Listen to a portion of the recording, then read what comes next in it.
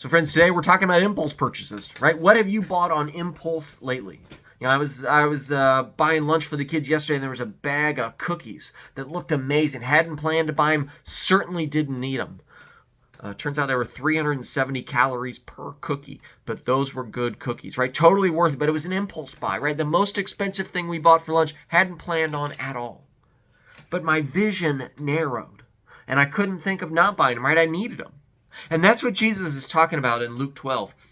He's talking about this rich man who already has barns and storehouses full of grain, but he has this bumper crop comes in, and he says, I'm going to tear these down and build bigger ones because my vision has narrowed and I can't see anything else, but suddenly I need to keep this. So I can say to my soul, soul, relax. You have ample goods laid up for many years. Eat, drink, and be merry. His vision narrows. That's all he can see. And what Jesus is telling us, right, is that when we put God first, our vision doesn't narrow like that, but rather we see other people around us, because greed, right, that's what greed does. It's tunnel vision. It prevents us from seeing the impact that our spending has on others.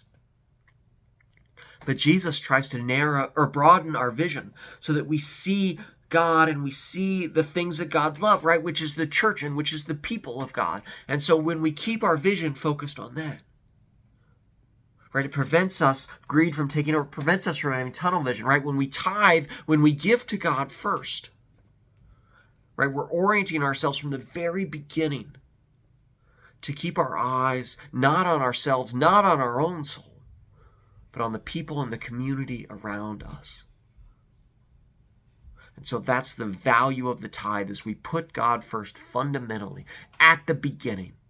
And it sets the course that we follow with the rest of our spending so that we don't lose track of priorities, we don't lose track of other people.